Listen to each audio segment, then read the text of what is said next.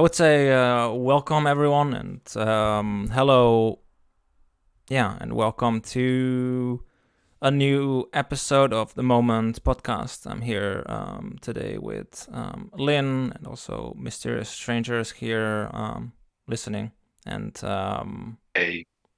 yes, and we're gonna talk today about soul loss and retrieval. And yeah, I guess first of all, like for many people, it would be maybe a bit like unclear of like what is soul loss and what is even soul retrieval. So maybe we should start off with that. It's kind of that's kind of the idea, to start off with that maybe, and then go into the different parts, the signs and symptoms, how soul retrieval works, and then reintegration, the inner child, and kind of the round table idea regarding integration. So to start off, soul loss as a, I guess you could call it as a concept, or like comes from the indigenous shamanic traditions. And you could really like to translate it into I guess terms that we can all understand in the West more, very much according to these ancient wisdom teachings. Traumatic experiences, whether big or small, can lead to the fragmentation and disconnection of a person's soul, or these different soul parts. And in that sense, soul loss occurs when these parts of our essence, vitality, and life force become detached or repressed as a result of these traumas. That's very much the first basics regarding that. And with that said, shamans also believe that the soul is not just a singular entity, like how some spiritual traditions believe, but also, that it consists of various aspects, different qualities, strengths, and potentials that contribute to, our wholeness, and I could say, our authentic self. Mm-hmm.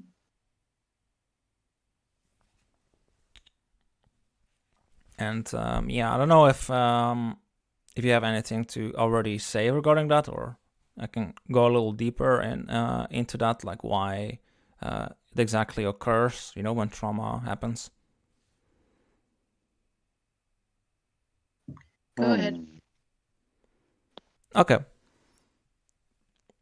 So when we experience trauma, the intensity of the event, can be very overwhelming. Especially like put ourselves back into, like, I don't know. Let's say we're a kid and something happens that's traumatic.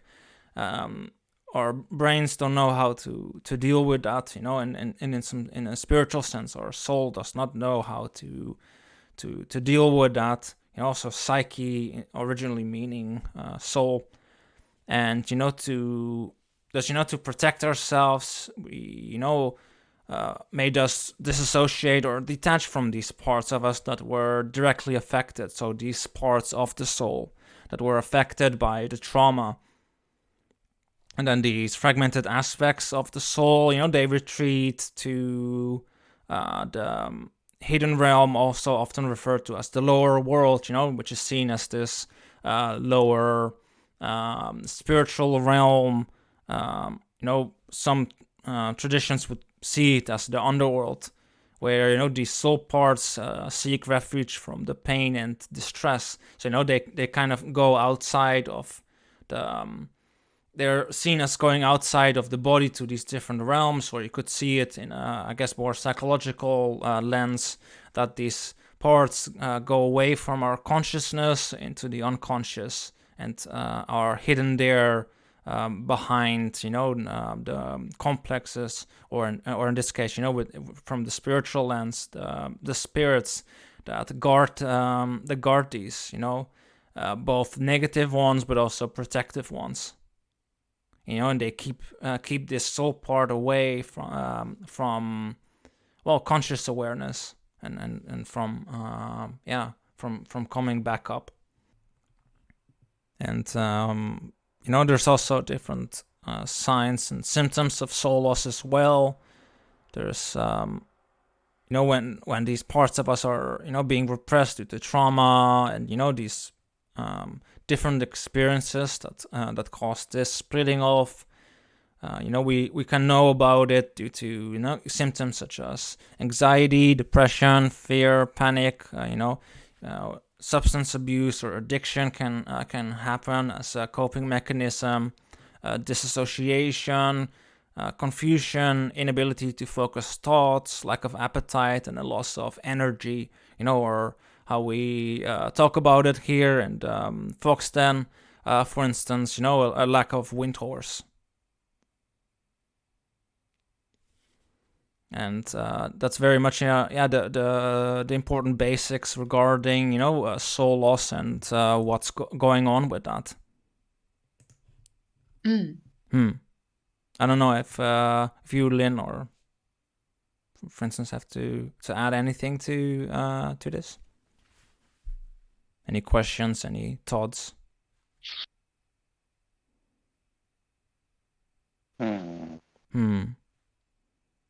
The soul loss, just say, can happen because of trauma, Yes. as it causes. I have seen trauma as some kind of a schism, in the sense that it's like a fracture of the self as a whole.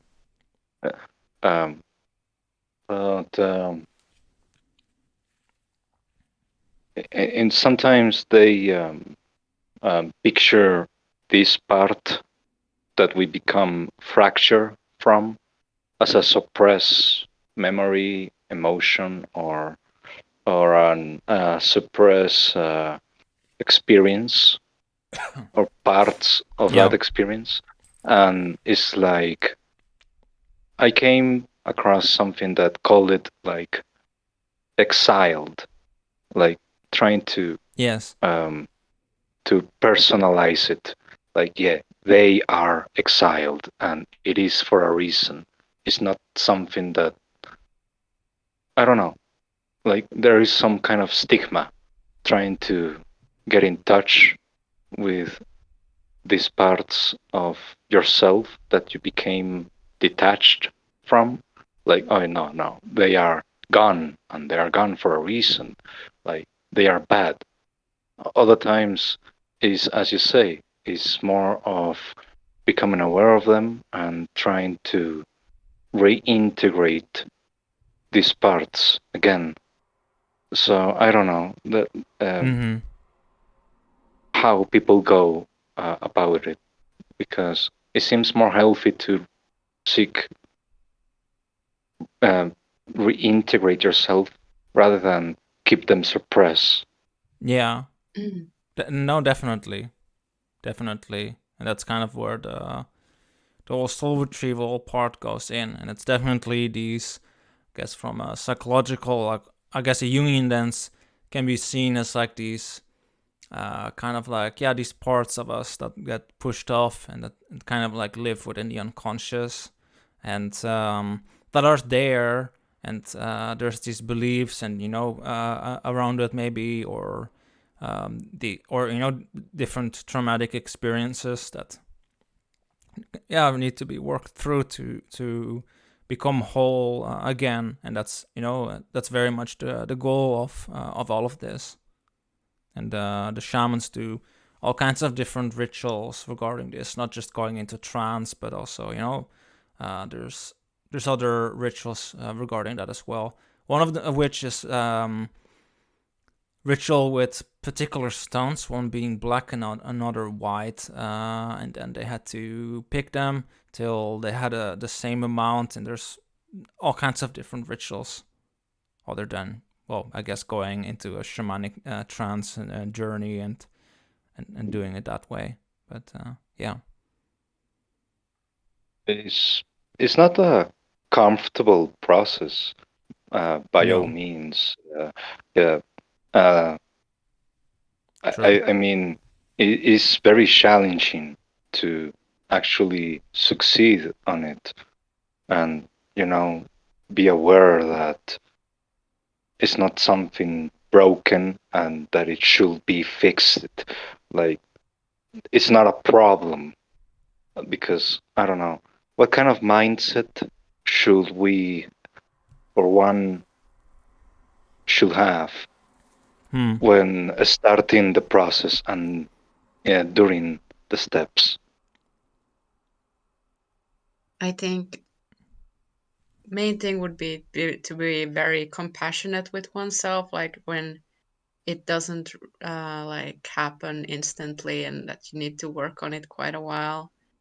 Uh, to not beat oneself up, to be like, well, I'll keep working on it, and Hmm. yeah,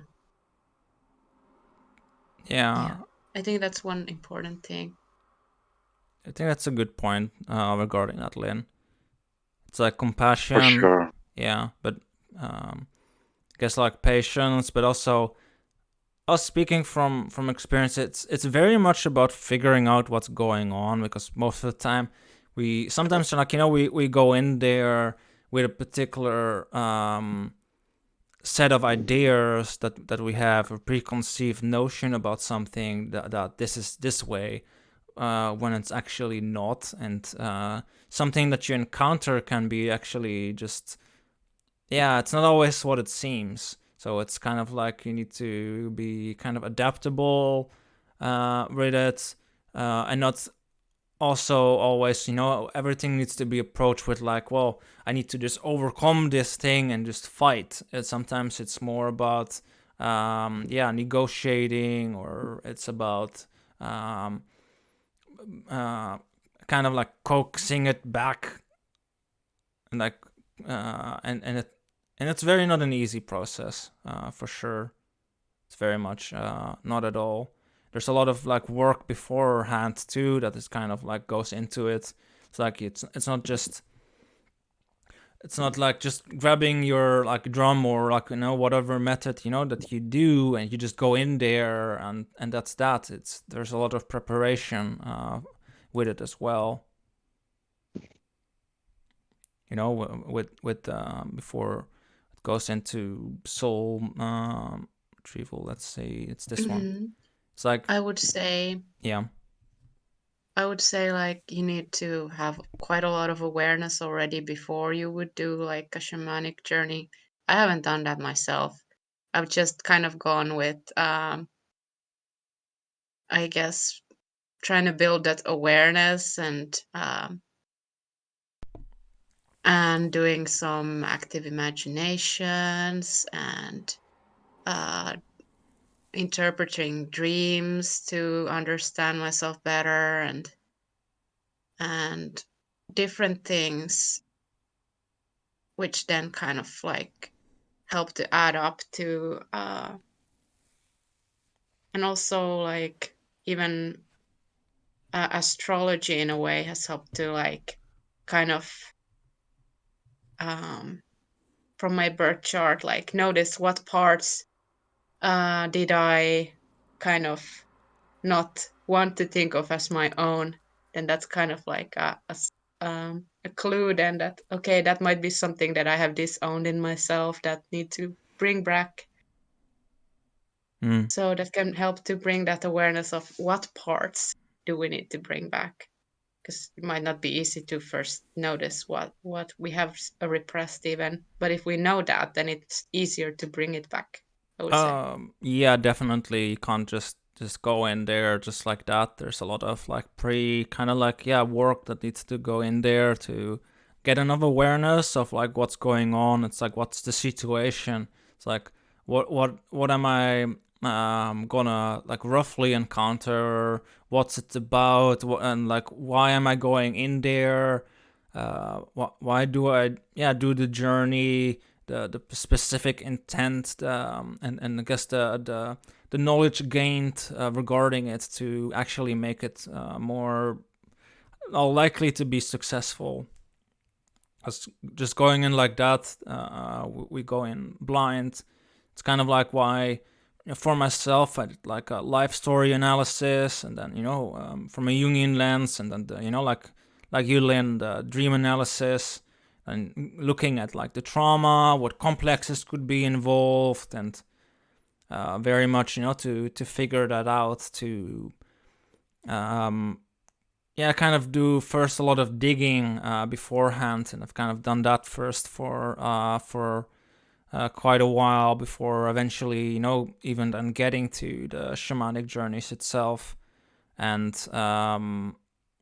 then before every journey really to get things very clear beforehand, like, okay, so this is what I'm working on retrieving, and I'm what's my what's the specific intent, like, okay, so I want to go in, I want to retrieve this part of myself, and want to very much go in there pretty focused, but also I guess also not being too like hang up on exactly how everything is going to play out either, because once you kind of go in, you don't know what's going to happen. It's very like what happens is what happens, and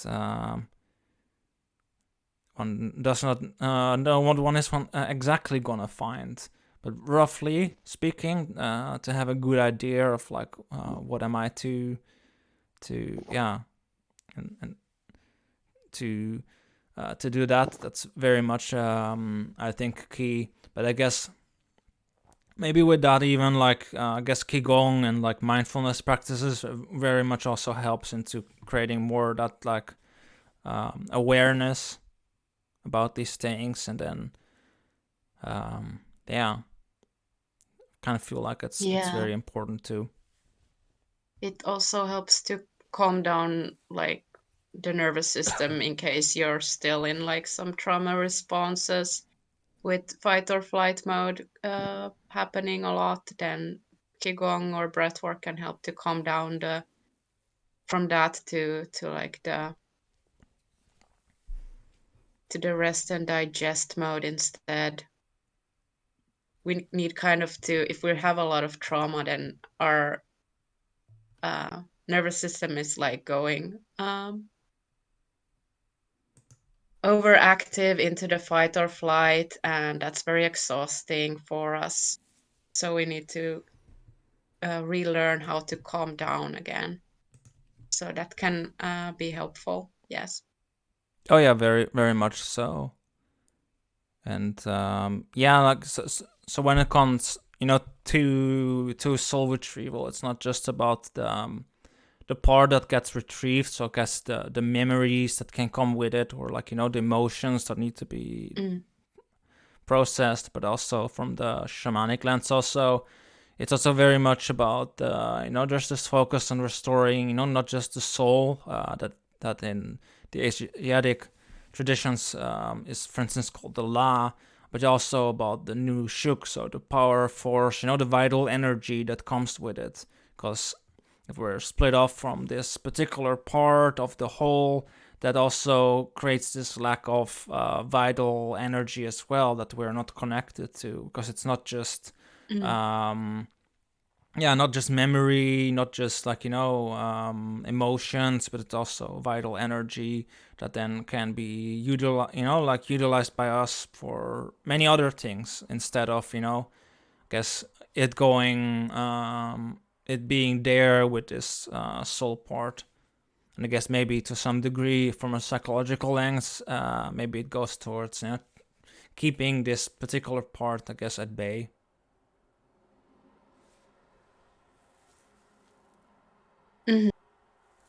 So like some of those repressed emotions can be kind of what is keeping that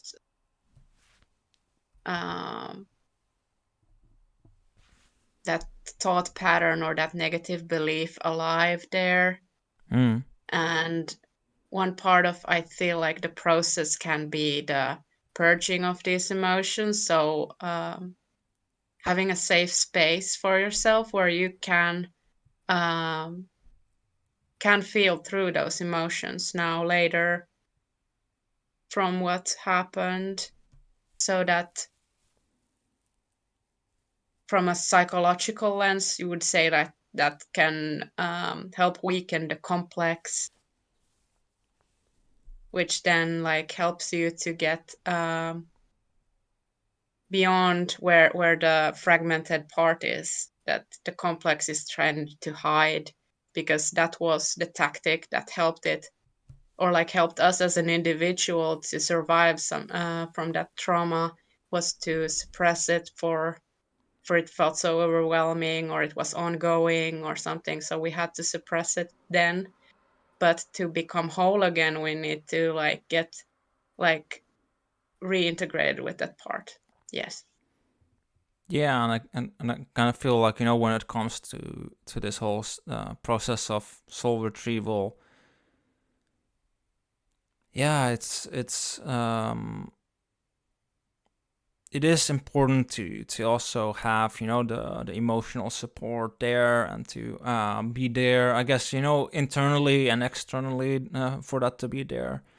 And because, you know, it's not just, you know, the soul retrieval is not just the journey. You go into the spirit world or the unconscious, you rescue this soul part, and it's all done and toasted, and everything is great, because, you know, there's a lot of work that comes with it.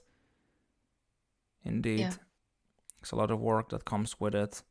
And yeah, it's like a lot of that work that needs to be done beforehand, you know, like to figure that out, like according what part is this. And it's like, to give an example, it's like, because for instance, yeah, there's a particular, I guess, part of the inner child, for instance, we can say, that got like traumatized at a particular point in life, or yeah, that's then split off. This soul part that got split off at that particular time, that's then hidden, and then, yeah, it's very much about, like, yeah, to process those emotions, like you said, Lynn. It takes away a lot of the power that it has. But I do also kind of feel like, I guess the shamanic journey very much also helps to, I guess, like, to symbolically overcome it, the complex, and to, I guess, take away some of its power, symbolically speaking, as well, and to, I guess, help in the process somewhat. But then again, I kind of also feel like there's many other ways to, you know, how to do it. It's like not just shamanic journeying, or like, you know, through drumming, rattling, or you know, like other means. But it's I feel also very much about, because, you know, it's very much about that, to go into this like in between state between consciousness and unconsciousness, and anything really that facilitates that kind of that state, that you're in communication with the unconscious, in communication with like the spiritual realms. You could see it as that as well. That would definitely help regarding, you know, locating and retrieving these lost parts. That kind of, it's very much about the communication and the relationship with these parts of oneself, I feel. Yeah. Like kind of as an like in a active imagination type of way, for instance, Yeah, for instance. or in the shamanic trance state, or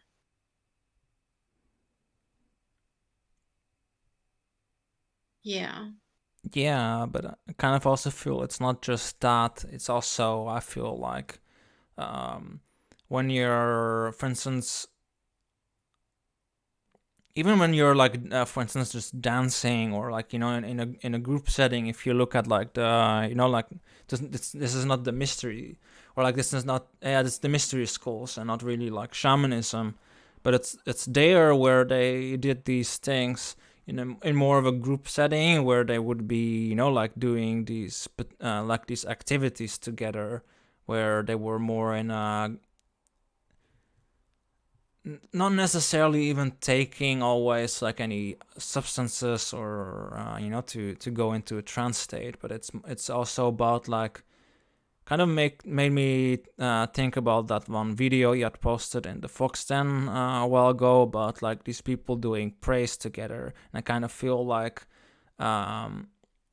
even something like that can be very like conducive to put yourself in a different kind of mode of being than otherwise.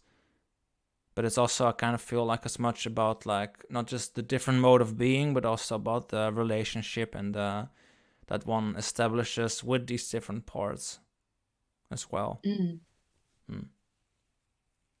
Yeah, definitely.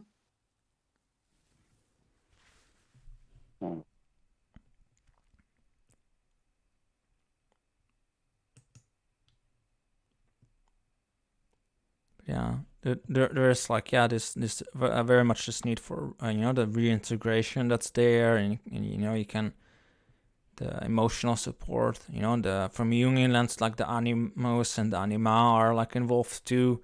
For instance, the animus being the figure that can help in overcoming the complex, for instance, or all technically the anima too. What am I kidding?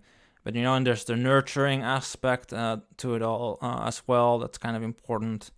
And then there's the trauma, and then the instinct too, or meta instinct, how it's also called.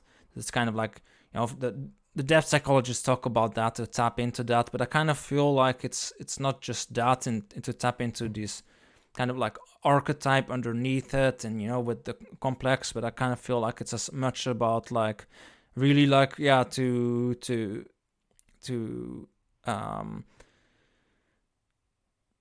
I guess, to really like what you had said, Mysterious Stranger, regarding these exiles, and really feel like, building that relationship with these parts, and to see like how these parts can be brought back into the whole, into consciousness, so it feels safe to be there again.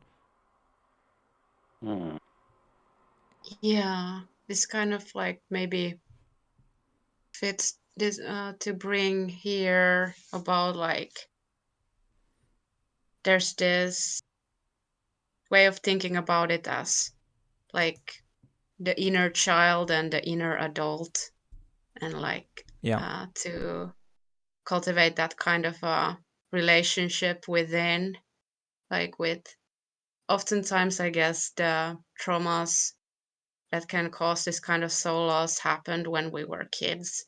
So oftentimes these soul fragments are like younger parts of ourselves. Yeah. And then now that we are adults, we can be that parent to ourselves, to those parts that maybe didn't find that in when we needed it in the past, but now we can be that for ourselves. And it can be a bit different regarding like the different parts, like what kind of support they need. Depends on what's the negative belief um, that is holding them back from their full expression. But the point is that these parts need our support, and we need to find ways to reassure them that we are there for them, and then that will help them to come back in a calm way. They might be pretty freaked out parts in a way when we find them, but to be there for these parts of ourselves, and keep being there. And I think that's part of the process very much. Yeah, very much Like you so. said, nurturing. Yeah. I got a mental picture of something I read before, and Yeah. It's it's funny because it's not really a book, but it was from a manga, and Mm-hmm. in there they represented the inner child as a independent part of yourself. It is you, of course, Yeah. but child operates independently, and the function it does is that it's the keeper of the fragments that um, were thrown into the subconscious. Mm-hmm. The subconscious is the representation of how you perceive the outside world, and your inner child is there. Despite being in a hostile environment, it does its work, finds fragments, and send them back into the conscious to make you aware.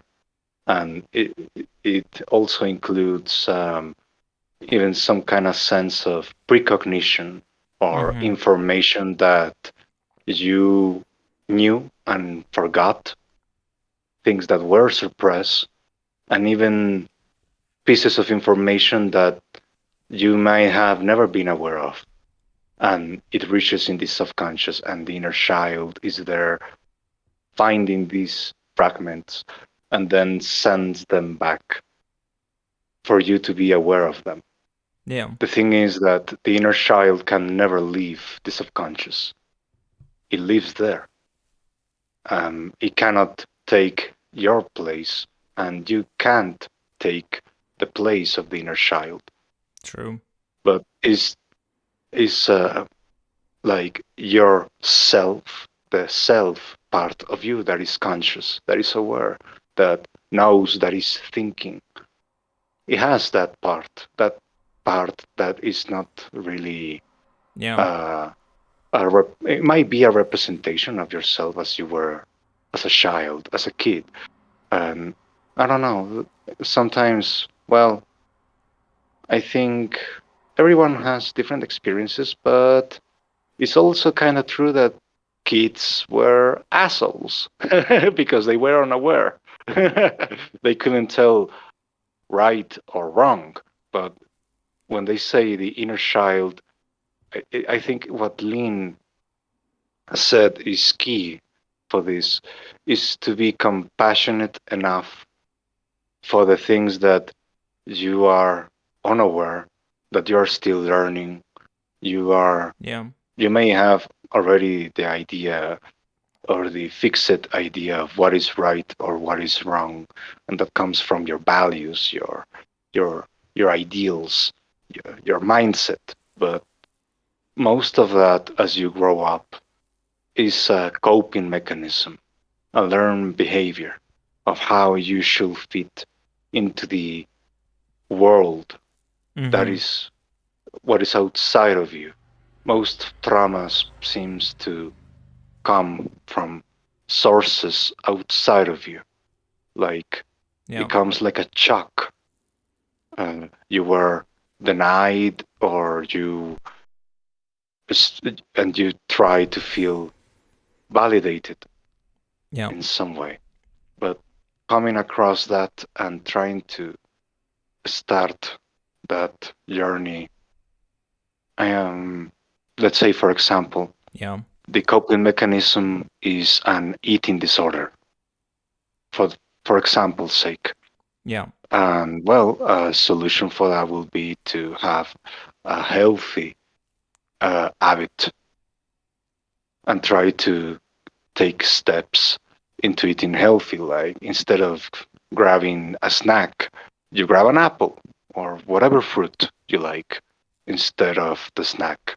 Whenever you feel that hunger or lack of appetite, you I know it might be forceful at first, but you try to create a new habit to break from the bad habit that you have. Mm-hmm. maybe that is related to what you say of the um, preparations that you have to take before doing this. It comes from making small changes in your lifestyle slowly. So it's because Yeah. it's, it's, if it's something instead of an eating disorder and it's an addiction instead, you have withdrawal symptoms, and it has to be slowly.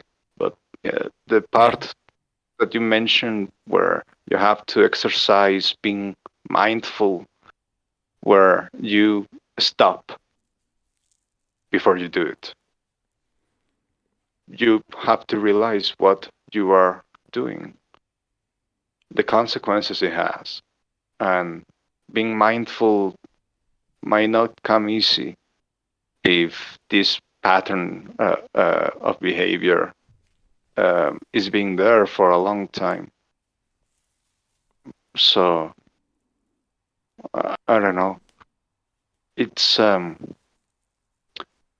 it can be easy or very hard. Depends on the case. But the part where you say uh, find a group or um, someone to Mm-hmm. motivate you, that it, I don't know. It might sound uh, uh, like common sense. If you don't have a tool to do a work, you go find the tool that you need. If you don't know, then you ask. You're seeking from the outside also. That is also Mm-hmm. possible. I mean, it's allowed to seek support. Oh It's yeah. fine. Something that helps you, that uplifts you from your state.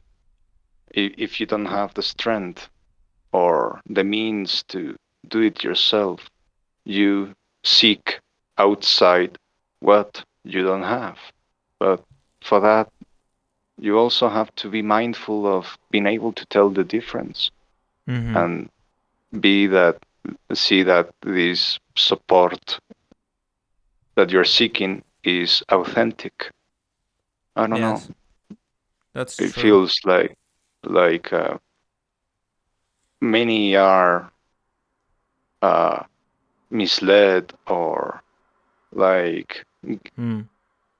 um, you go to find support or something that is able to help, and you have, I don't know, instead of an aspirin, they give you candy.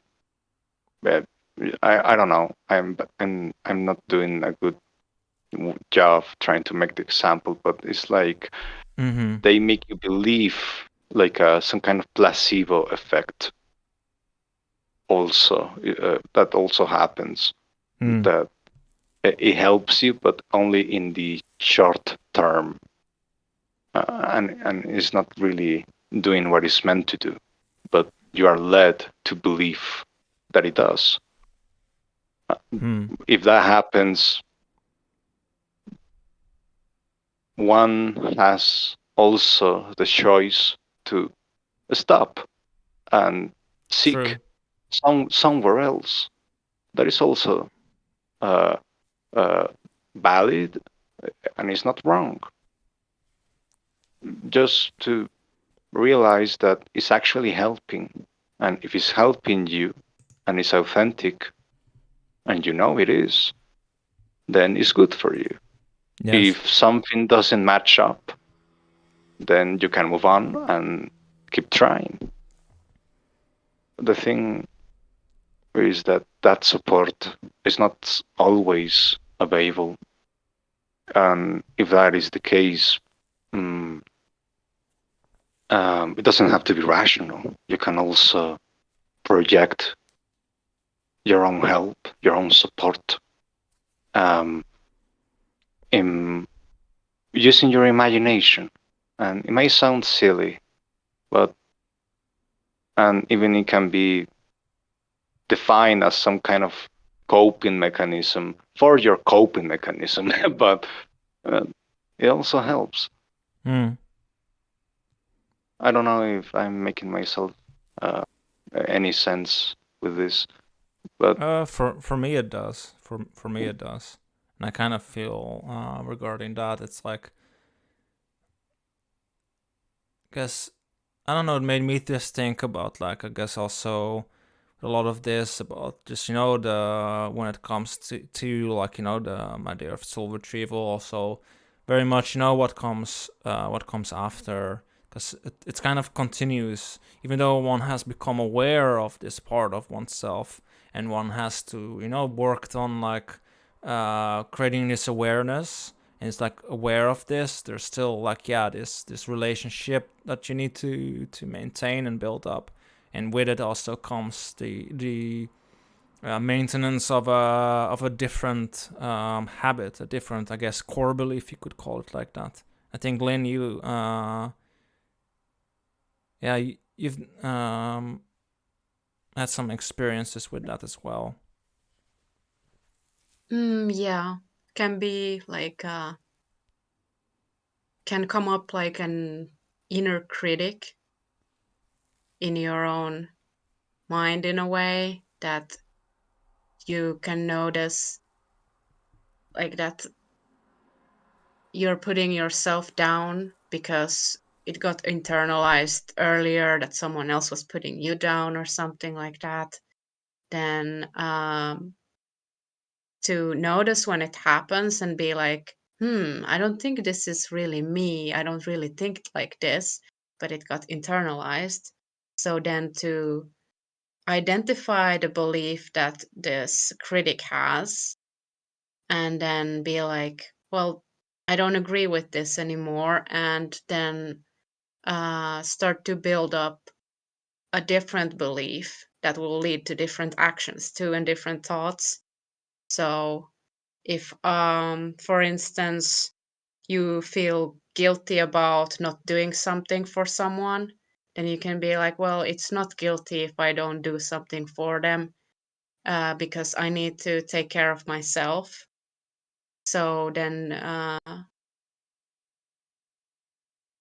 the belief of the inner critic figure in this case would be like, I am selfish. But then the new belief that we would want to strengthen is like, I'm not selfish. I just want to take care of myself so that I can be better of service later in the world. But I need to take care of myself first. So that's one example. Yeah, and I think regarding what Mysterious Stranger also said regarding like the eating disorder or like those kind of habits also I feel like play into it as well regarding these underlying beliefs that are kind of like being challenged, because it's not just the about beliefs but it's also about the actions sometimes that we do as well, and how we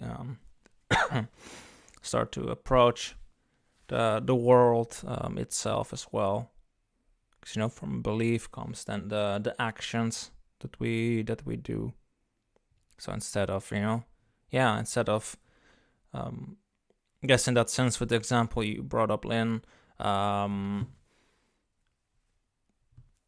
of like I guess self-sacrificing and just being like, okay, I will do I will be constantly there for these different people. You be like, okay, no, I'm actually sick, so I'm gonna take care of myself, and then once I'm better, then I can do something. Those kind of things. So one doesn't, yeah. So it changes, in that way. It's also about just changing the action accordingly towards this new pattern, and to really like establish this new pattern within ourselves.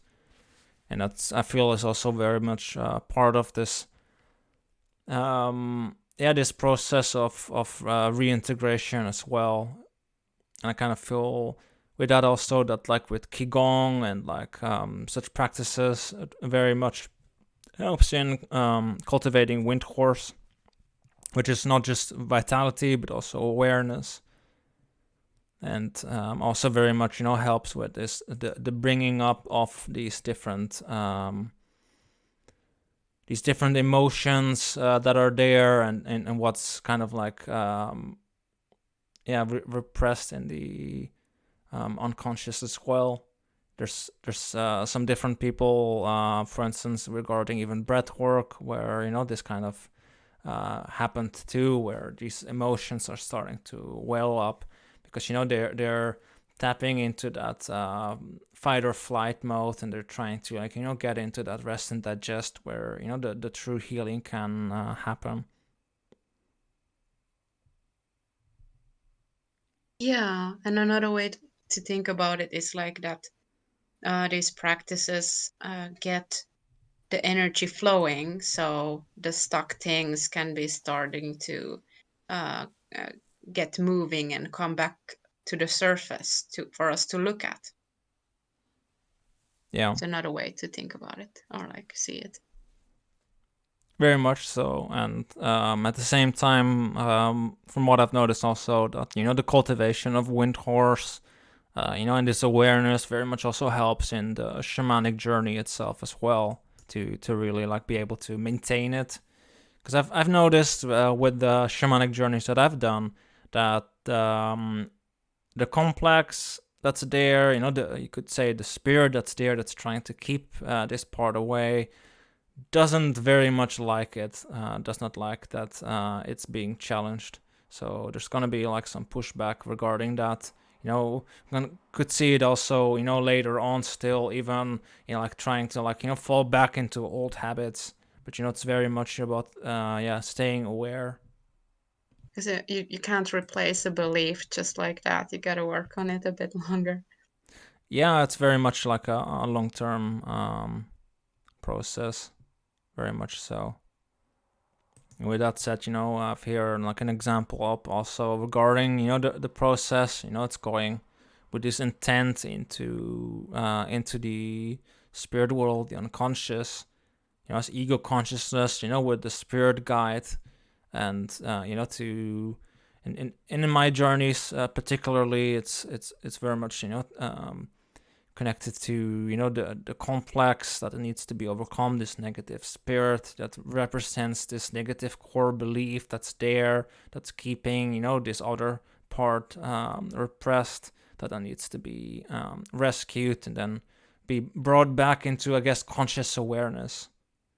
And in this case, it says here anima, so it's the feminine aspect of the psyche, but then there's also the inner child, and can be all kinds of different aspects. But what I can say also is that it's very important to build this relationship with the animal guide, this spirit guide as well. It very much helps in the retrieval of this part, to locate it, and so one can retrieve it. And from a Jungian lens, I feel it's very much tied to instinct, more like instinctive side. And it's really much about like working with that part of ourselves, and kind of like even I guess the trickster to some degree as well, to locate these parts and to help us. Together we can then very much overcome this, and to bring this back to the round table, to bring this back to this round table, all these different aspects of ourselves, where we can then work on this building of the relationship, and the reintegration, and to keep this aspect that we have brought back safe and protected. And thank you, Mysterious Stranger, for finding the manga that you mentioned. I'm gonna add that one in. Yeah, you're welcome.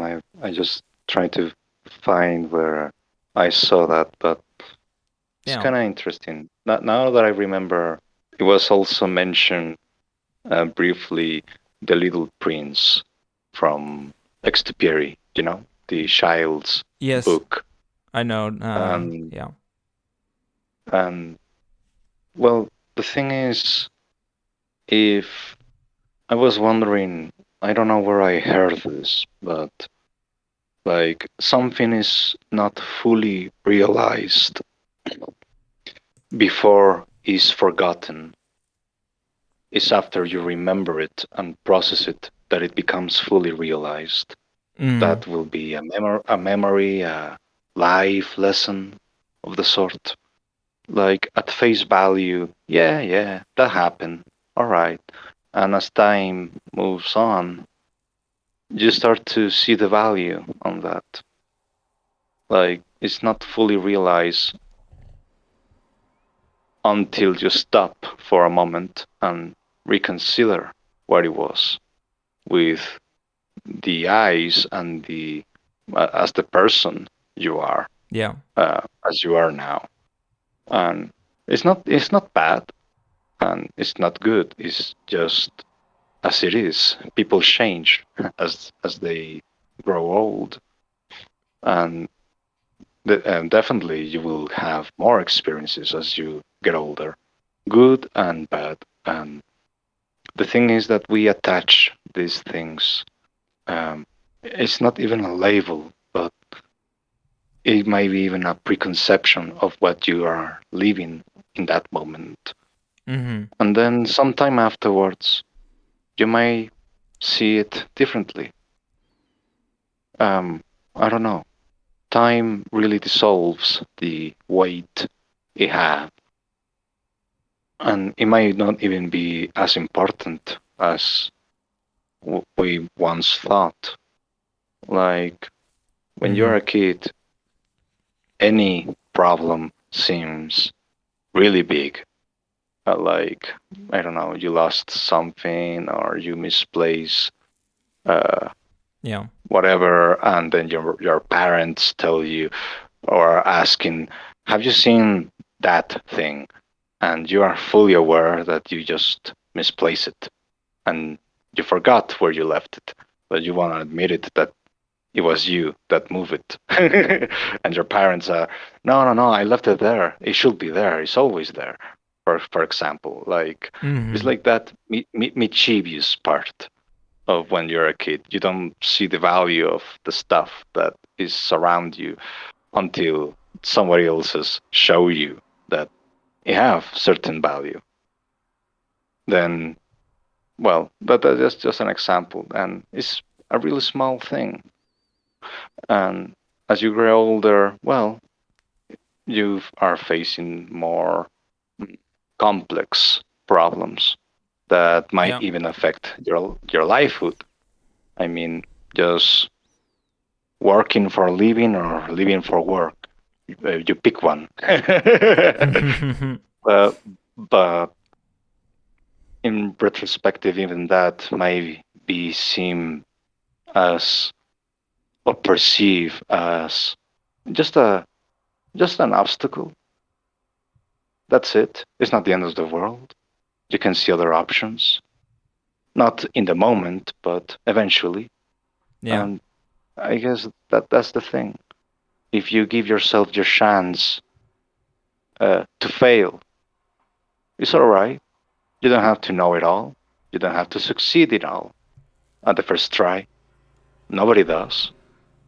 And if True. they do, well, I want to see them uh, showing what they learn from that experience. If they succeeded in the first try, it must be a very meaningless success, in my opinion. But uh, Mm. is that you keep trying despite not succeeding, and it's all right.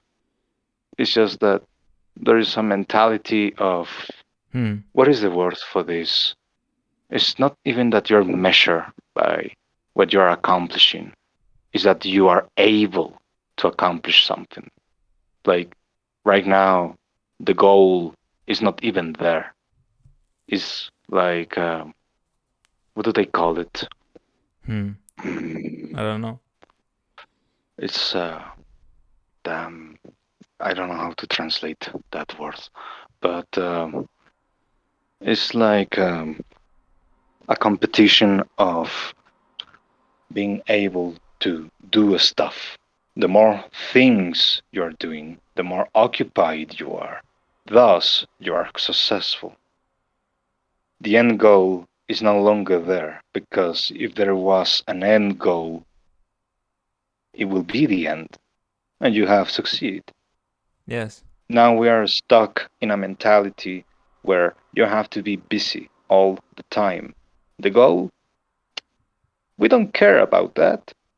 You just keep doing it, and you keep doing it. And Mm-hmm. suddenly you are no longer aware of what the fuck are you doing, or why are you doing it. You're starting to do things not for yourself, but for others. And the fruits of that labor are not even your own, but you're too busy to realize that. Mm. And you see what I mean? Yeah, but I see what you mean. But I guess I don't know how this fits in. But You need quiet. yeah. And it's all right to have the time to reflect. Hmm. And if you don't have the time, make it.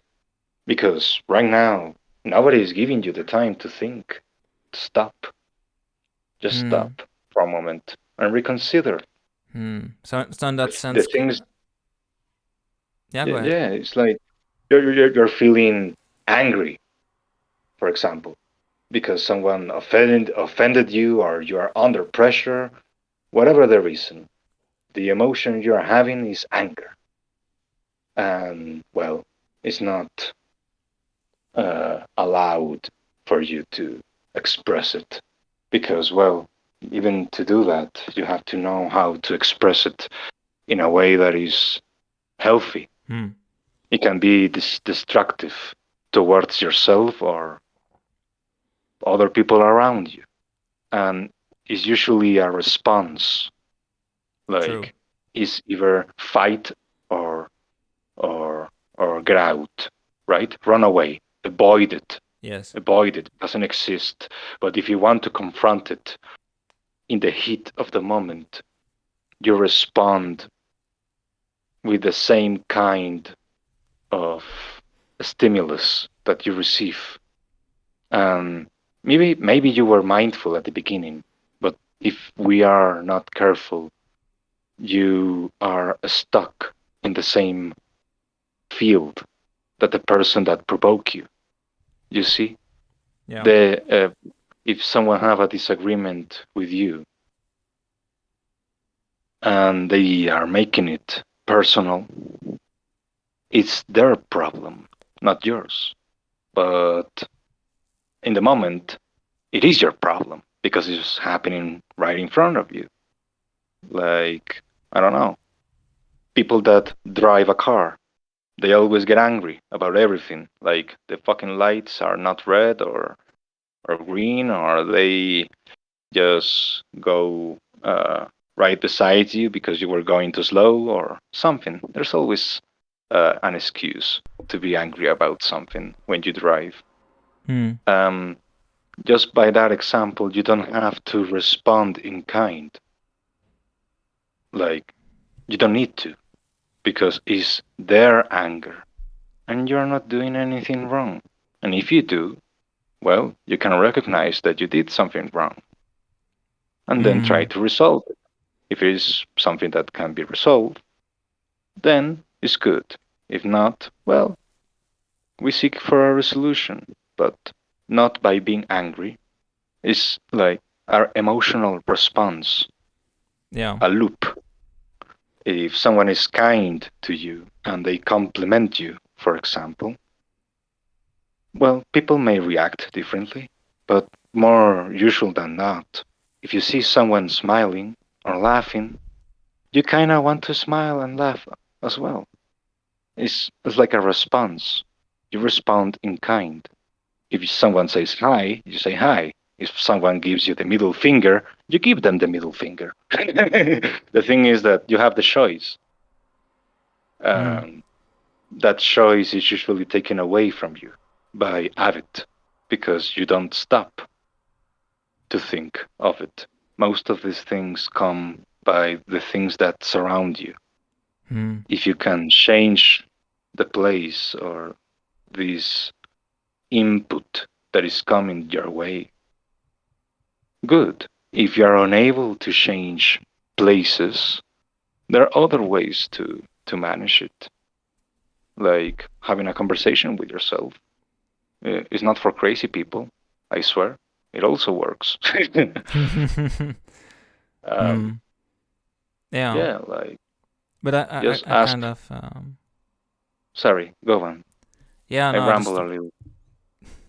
it's okay. But yeah, no, I kind of feel with all of this. I guess the big um part regarding that is to take the time for ourselves to be able to reflect. And I think with regarding to that and like bringing it back to like soul retrieval and the process of integration, it's also, well, it is very much important to create that space for ourselves, because if we are constantly doing or constantly busy, there is not this time for us to go into the rest and digest and to actually to be able to reflect and process kind of what's going on. Because if we're constantly, yeah, in that kind of busy mode, and we keep ourselves like that constantly, and we don't give ourselves that time to process, then we're not Yeah, you're not actually like, yeah, fully processing everything what's going on, and a lot of things can become very yeah, I guess unconscious. But it is in that sense, I guess, like, where wind horse comes in, this cultivation of awareness. But then when it comes to soul loss, and the cause of that, for instance, being trauma, it's like similarly, if we are busy with a lot of things and we don't take the time for that, we're still carrying these things around in us. There's still this inner, I guess, like, yeah, split that's there. This split of part that still exists within us, that kind of like is waiting for this moment of reintegration. And yeah, and this and creating the time to be a bit, reflective and mindful, and create a space for the safe processing of these emotions is very much important to be able to work through it. Because it's like with the entire journey, if for instance, with the shamanic journey, you set the intention, you do the journey, you rescue this part of oneself. And I have this like shamanic journeying video where I go a bit deeper into an example that you can also listen to. mm, But you do all of this, and you bring this back into awareness. This is really what it is. And then but then really the work starts. That's when it starts, the processing of the emotions. It's the building of the relationship to this part, and to really like work on like yeah, being there for that part, so it's slowly like reintegrated into the whole. And it's very much, yeah, through relationship awareness and this like being there for oneself, that I feel that a lot of this yeah, that's very much needed with regarding to that. And I kind of also yeah. feel yeah, that it's, Um, yeah. it's more. I was going more along the lines of being present. Yeah, but that's Now, it's like if you meditate, I make the mistake of thinking of what I will do next. yeah. So I'm not really meditating. I'm thinking of whatever I will do tomorrow or the next week or the next year. And you're not there. And you are doing things automatically. And that's what I was going for. Okay, so you were going for, Yeah, but it still makes a lot of sense regarding like the process of retrieval and the integration too, because it's important to be in the present moment. It's the only way how we can, to go into that rest and digest, and to really be there in the present moment with ourselves, and to really be present in the body. I don't know if Lynn, you wanna add anything to this? Yeah.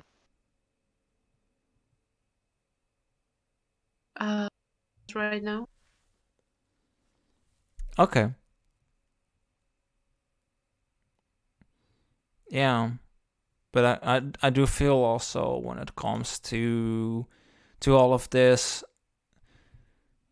that there's all these different aspects of ourselves, and it hasn't really it's kind of like, when in the beginning it was kind of like more, I guess, slower, because I was like doing it, like, how I said, with looking back through childhood, and doing that work, which is important. But I kind of also feel that once Lynn had mentioned about, like, because we were talking here in the Foxton about this round table concept, she started to mention about, like, seeing the birth chart in that manner.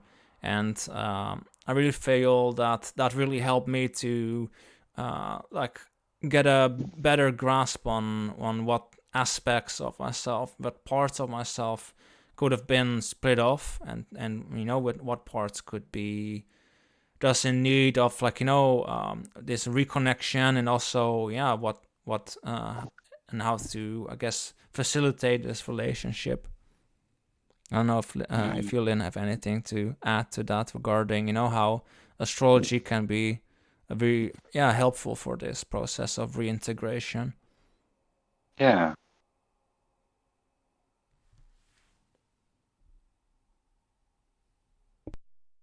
Well, we can approach it by thinking of like a birth chart where you can see it includes all the different zodiac signs, and then it contains the placements of the south and north node of the moon, and then all the planets and the sun and moon. And they are in these different signs, and these signs represent different energies that are like the basic natural forces of our universe that they represent.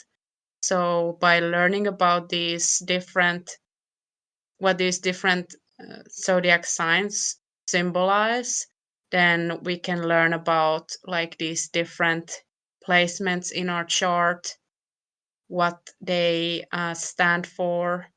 And then the more we learn about it, then we can see like, oh, I haven't really integrated this part of myself, or here's my Chiron, so or here's my Saturn. And that's usually like some of the challenging placements, like those might be something that we need to overcome, and um, learn to be our own authority or our own healer of something.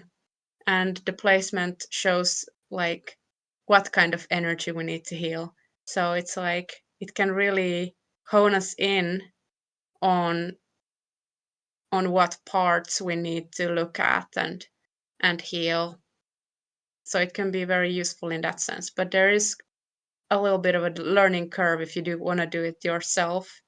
Then I would recommend Rasalila Healing Astro School, or I guess you can get a reading from some nice astrologer to help you to that can explain to you about these different parts and learn about that. But that's basically how I see it, anyways. And one thing to look at would be the house position of your Pluto, because the Pluto placement is kind of like our soul, and the whole generations have it in the same sign, but then according to your exact birth time, then it's also in a house, which represents one of the signs too. So then it shows a more individual energy of your soul. But also, like, our generation has this similar flavor. I think Yeah. me and Bas, we are Pluto Scorpio generation. Mm-hmm. True. Hmm. Yeah. But then the individual house position of Pluto for me is Virgo, and I had really repressed that. And by looking more into astrology and by having a mini reading, uh, I then that really helped me to bring that back in a good way. Because when I had repressed it, it was like a negative kind of perfectionism. But then when I became aware of that, like, whoa, this is the negative Virgo stuff, then I could like become more aware of it and Yeah. learn to integrate more the healthy kind of like, yes, I'm refining things. I want to keep making things better, but I don't have to be so hard on myself, and I don't need to be perfect because no one really is. So I True. don't need to be that harsh. Hmm. Hmm. Yeah. Yeah.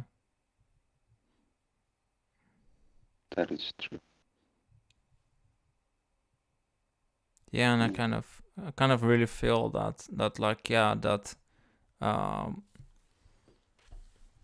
in that sense, to see it as the round table and to use astrology for that, really, yeah, it's very helpful in that, to be able to, see these repressed potential repressed parts. And I kind of feel that yeah, with me, with because from the astrological lens, the Leo, Cancer, and Pisces is very much, what I've been working on a lot. And I wasn't really aware of it otherwise. It's like I was kind of like, going in, and I was just like, focused on a particular aspects that I knew about. I was like, okay, well, this is going on. But then yeah, that it very much, helped me to pinpoint and be like, okay, so hey, there's this represents this, and then so that means I have to work on these things, and then this is like repressed because I'm not really doing that, and then yeah, and I think it's very helpful, and I think Hmm. regarding that also with you, then yeah, it's very noticeable when you start to, yeah, work in it in that way, and also, work kind of like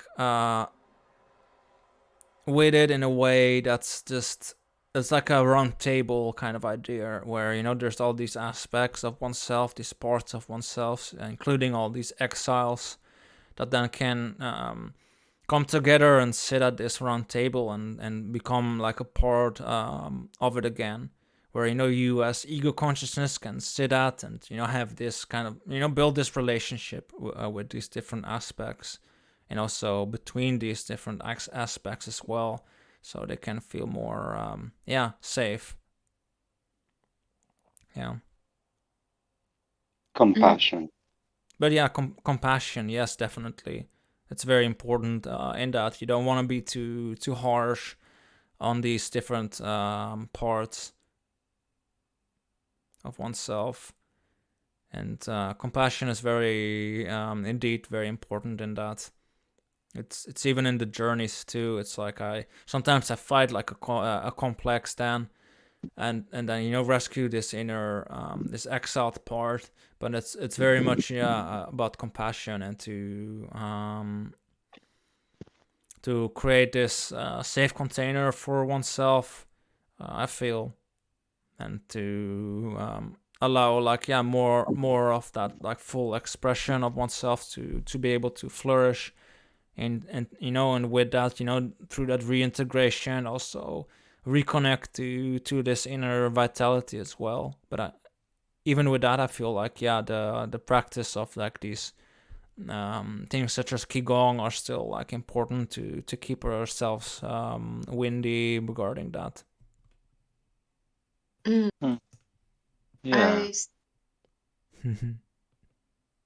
I regarding still the kind of like the zodiac as the round table.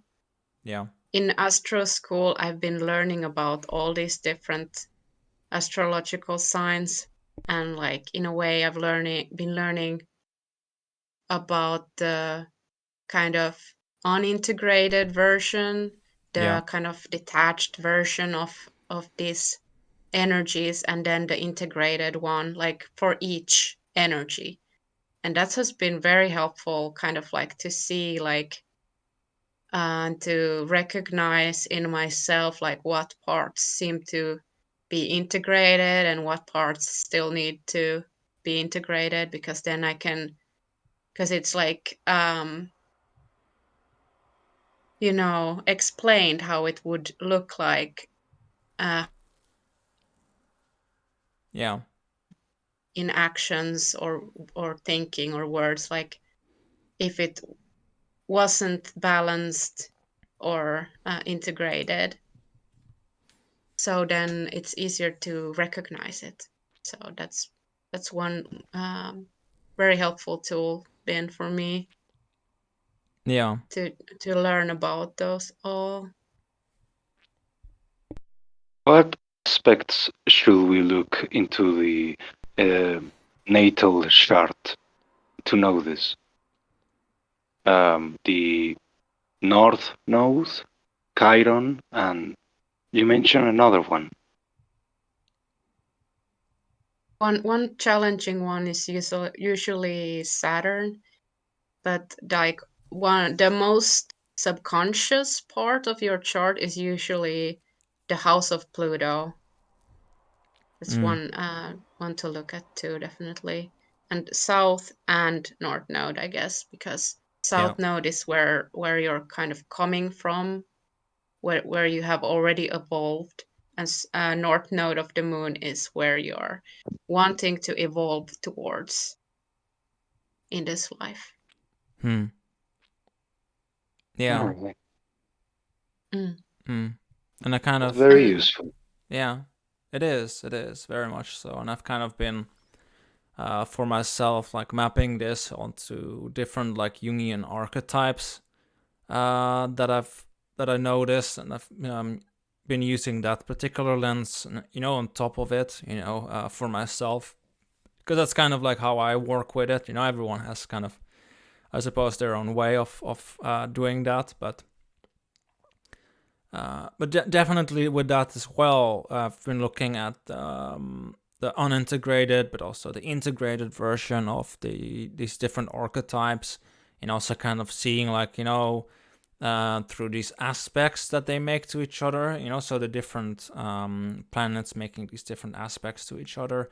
I've been also been looking at like so how to built these kind of like inner alliances in a way, so so these archetypal energies within me, they make contact, and to really see like, okay, so what energies could I try to bring together to help these different parts of myself to be more present, and kind of feel like with the building of relationship, between with these different aspects, like and the inner child, kind of feel like it's not just just the relationship, but it's about of these different parts being able to be present, and with that ourselves to really be able to be present in the moment, in like in our full expression, where we're in touch with our emotions, our instincts, intellect, all these different parts of ourselves.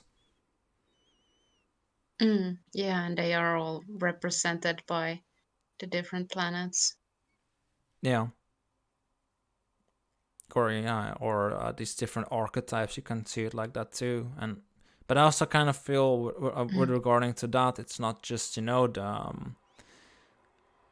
it's not just about this, in an inner sense, through, for instance, active imagination to create this inner round table. But I kind of feel like it's also as important to take this into like a more physical way as well, where you're sitting around like, a kind of a round table, and to really like be able to connect to other people as well and to be able to express all of these different parts. So I guess, in sense, with other people, but also maybe also just in the way we do things. And, for instance, if a particular thing would be connected to art, to be able to do that and to honor that part of ourselves in that way, to do what's there. And it does require, I feel like, to really like take the time to listen to ourselves, and to be like, listen to our body, and to listen to like what's important to us, as much as all the other general stuff that we always have to do, like food and all of these things. And to notice like what's not working as well, what's working, what's not working. No, And definitely. to protect ourselves from what's not helping us heal. No, definitely. And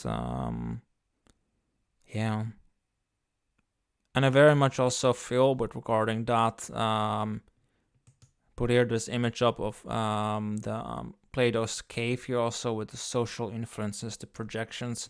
I kind of feel like, more we're working on the trauma and what's there, and repressed in the shadow, we kind of also working on these projections outward onto the world, and we're at the same time, having less of that going on, and we're becoming, more aware and mindful of who we are, and our inner world, and also very much, the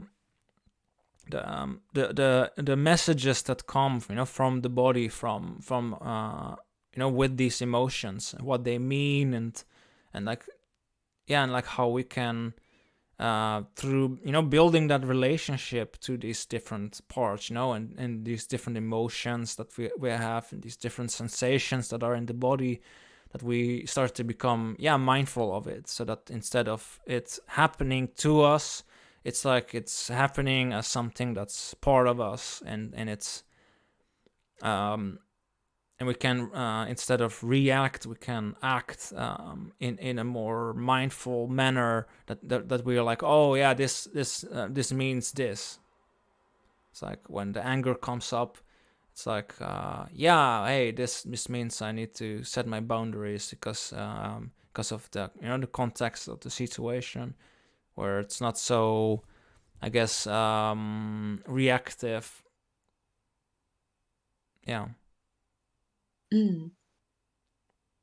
So that we listen to the message of our anger, but we don't lash out. Instead, we set boundaries in a calm manner, which actually then is what the anger really wants us to do. And then the anger kind of like calms down from that. Seems to me. Same, because there's really no need to hold on to the anger afterwards. It's very much about like heeding the message of what's going on, of like knowing like, okay, well, I'm angry, or hey, I'm sad, or I'm anxious, or there's this is what I'm feeling, but to be in that space of mindfulness, where you, instead of like to just react on it, to actually be mindful and listen to its message, and to see like, okay, what is it saying to me, and then to through that to be able to decide like how to act, and what's the decision to do. But I do feel it's generally, it's an ongoing process. Definitely, and far from perfect. But that's also where compassion comes in again. To be compassionate enough to be like, okay, well, I mean, I'm trying, I'm learning, and I'm working on doing it better and better, and well, or very much maybe like, as best as I can right in this moment, and then and keep like,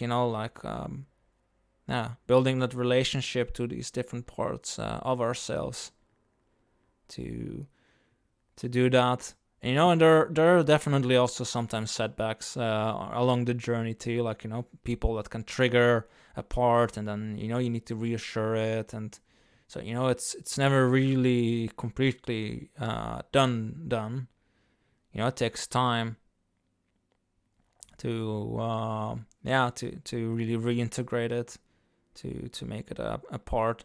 And I kind of feel with that, it's kind of also then becomes like a more I guess like a community kind of thing as well. To feel like, there's a real need for like-minded people to come together and to support each other in that, because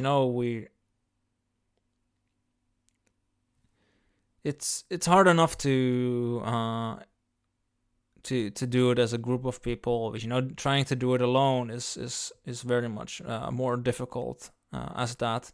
But I also kind of feel like that a community, but also different people in our lives that are there for us in a supportive manner, also very much act as this kind of like grounding for all this inner work that one does as well. Because it's very much important to to have a foot in the spiritual world, and in this world, in in this physical world, and the unconscious, to have to really have a foot in both, so that we can learn to navigate both of these worlds, and live from this I guess how you sometimes say it, Lynn, this eagle's perch, I think. Yeah, that's from Pam Gregory, I think. Yeah, I think so. She usually says that. Mm. But I think it's like a good analogy regarding that. It's kind of like being in, like, how the shamans would call it, like this Bardo state, this like in between state between like this outside world and the inner world, where we can be in this communication with the inner world, with the spirit world, and kind of have this communication going on, so we're in touch with ourselves and our inner essence, and we can then through that also nurture this inner essence, so we can work like together and as individuals towards the this growth of the full potential of the individual, the union self, how the unions would be talking about it, to reach that authentic self that we are, and that kind of in a way we always have been.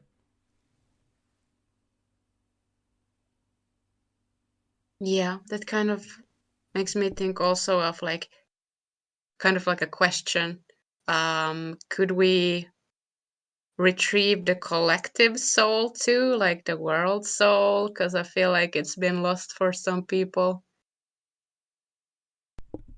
The collective soul, well, kind of in a way, that's very much my personal opinion, like how I see these things, and so and that's very much that. But kind of feel like with both, like the collective shadow, but also the cosmic man, how I call it, or the world soul, how you can also call it.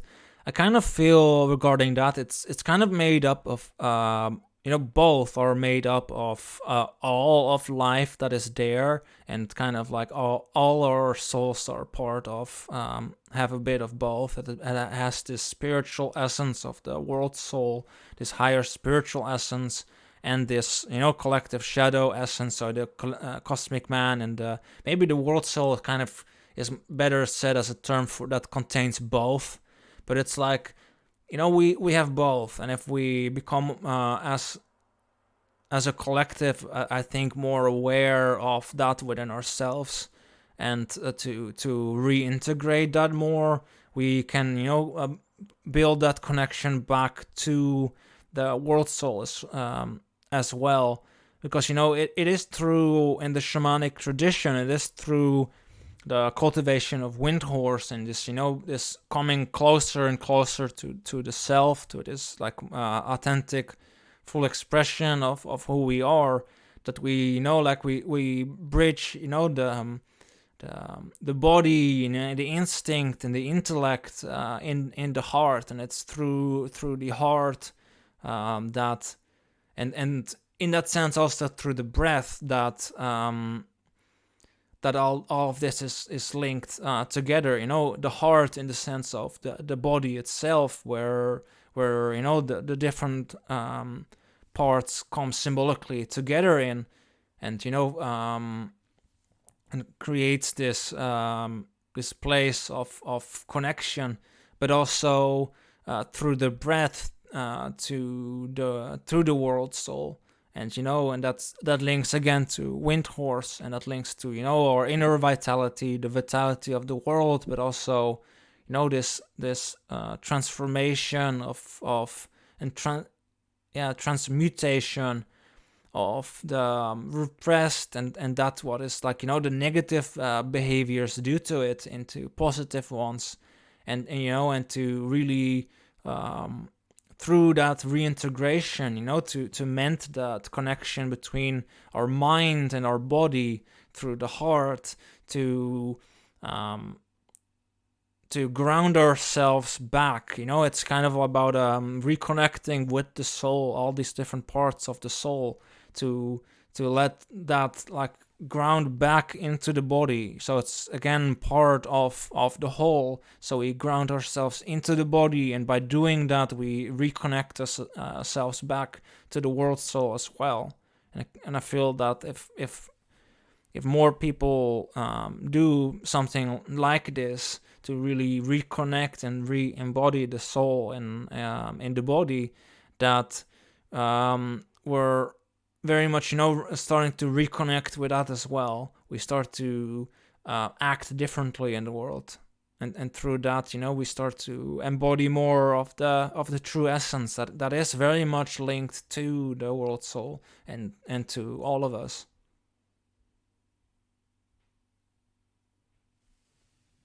Yeah. And even like, well, of course, by actions too, then by more like with more people being more integrated, then their actions will ripple out. But I feel like it's also energetically, like how Rupert Sheldrake talks about the morphic fields. Yeah. Like how when a certain morphic field is strengthened, it kind of can spread in a way that's not fully explained yet. Yeah. I guess the Jungians talked, from what I've looked into it, talked about it from the lens of the the transcendent function. They talked about it in that sense, where there's this this transcendent function, or this part of the self that's kind of like operates on a larger scale than just the individual, and it very much also ties into the concept of synchronicity as well. How it kind of communicates between the individuals, and like how we notice it at work. but yeah, that's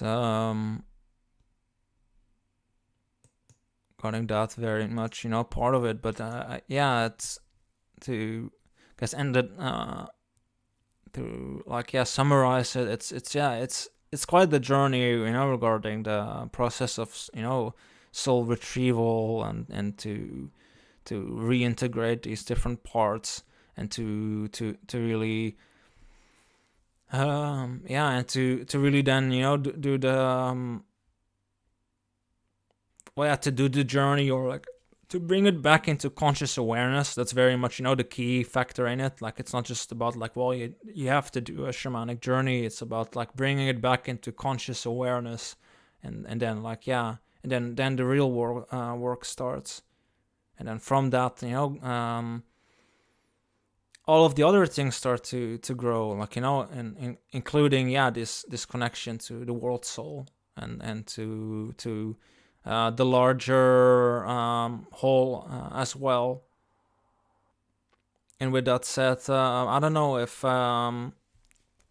you all have something still to add regarding or regarding this, regarding like the soul loss, retrieval, or reintegration, or the inner child, and this kind of like Mm, relationship with it. yeah, I I was thinking about the world soul, Yeah. Gaia, if you like. Yes. It's just seeing it. Well,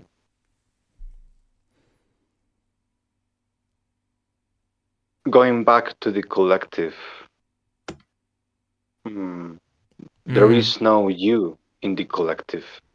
You just become um, like a unity. Um, I don't know. It's maybe unconscious, the collective, because there is no self there. You're separated from it, like you were giving birth into the world, but you're not connected with a cord to it. Mm, Hmm. I don't know. I'm still thinking of it. By what you said, I thought Yeah. you are getting back your vitality uh, through the world, not from the world itself. Mm. Um, like that's the difference. You can use your body, yeah, the physical aspect of yourself Mm-hmm. to get back that vitality. Um, is well, mm, mm, it makes sense, but uh, you are not the world, but you can be aware of it Yeah. and also be compassionate to it with the same compassion that you want for yourself. Hmm. And in that way, you start to connect with it, appreciate it. It's not Yeah. something to be used or taken, but you live through it with your own physical body, with what you eat, what you drink, what you do. Um, and is this sense that is not fixed or like Yeah. permanent. It changes. It's temporal, and our presence here is also temporal. So we are only here to visit, if you want. Uh, like it's not ours. The only thing that is yours is yourself. Yeah. But you can definitely connect yourself to the life force that Mm. give birth to Earth. That I guess that's what you guys are talking. Like, Very much. Yes. It's the anima mundi would very much be the. I guess you could call it the grand life force of kind of everything. Oh, Bess. Hello. hello, Hello. Hi. Yes, I do want to add that this is recorded, just so you know. Oops. Okay. Just giving him a heads up regarding that, because, yeah, It's fine. it's fine. All respect. But yeah, it's something beautiful actually. What? The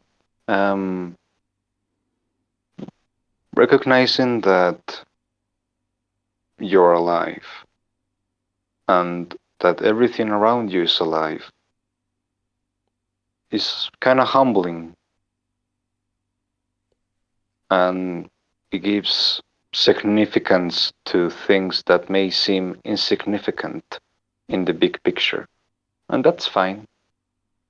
It's Yeah. those kind of thoughts that really mm, give the message that, yeah, everything may come to pass and it's not there to stay. And you have a choice. And when you don't have a choice, when you can try to make it. I guess that's Yeah. the synthesis of it. Hmm. Yeah. It just in a way it makes me kind of also think about, like, from the symbolic lens too. It's like this coming together that I talked about, and that regarding the heart, and that's symbolically also linked to compassion, um to cultivating that in a lot of different spiritual traditions as well.